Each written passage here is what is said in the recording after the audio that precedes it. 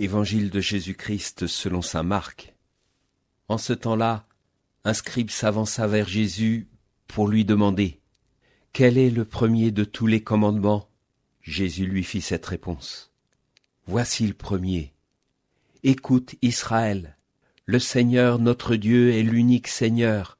Tu aimeras le Seigneur ton Dieu de tout ton cœur, de toute ton âme, de tout ton esprit et de toute ta force. Et voici le second. Tu aimeras ton prochain comme toi-même. Il n'y a pas de commandement plus grand que cela. » Le scribe reprit. « Fort bien, maître, tu as dit vrai. Dieu est l'unique, et il n'y en a pas d'autre que lui.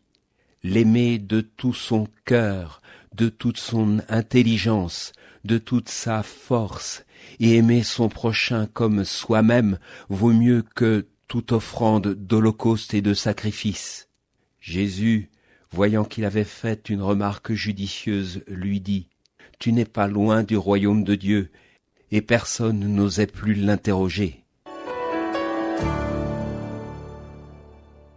Il y a quelques jours, Jésus nous disait « Je ne suis pas venu abolir la loi, mais l'accomplir ».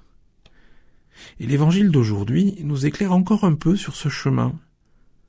Le premier commandement, le Seigneur notre Dieu est l'unique Seigneur, tu aimeras le Seigneur ton Dieu de tout ton cœur, de toute ton âme, de tout ton esprit et de toute ta force.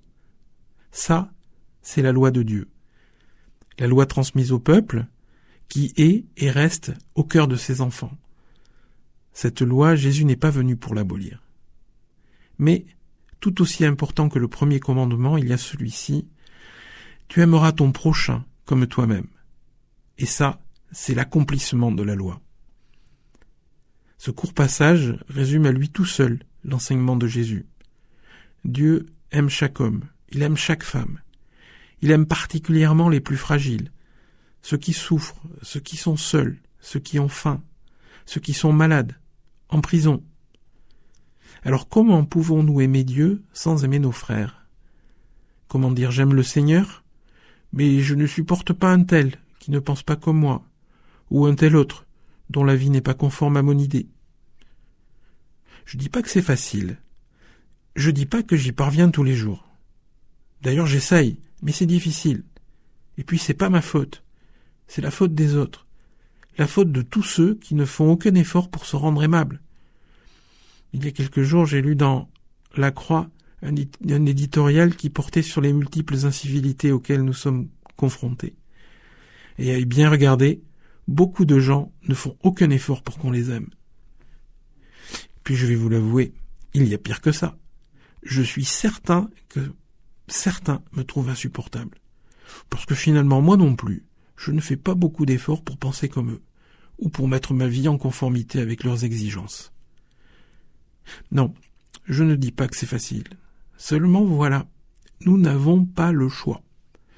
Le commandement de Jésus n'est pas « aimez ceux que vous pouvez et je m'occuperai des autres ».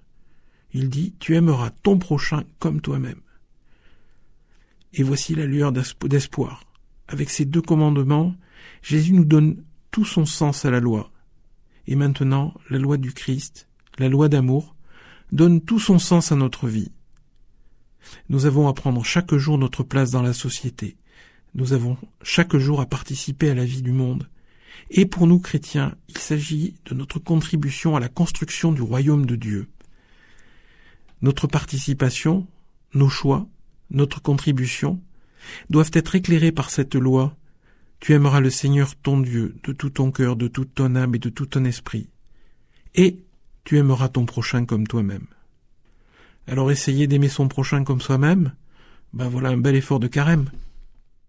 L'évangile du jour était commenté par Frédéric Dupin, diacre permanent au service de la paroisse Saint-Jean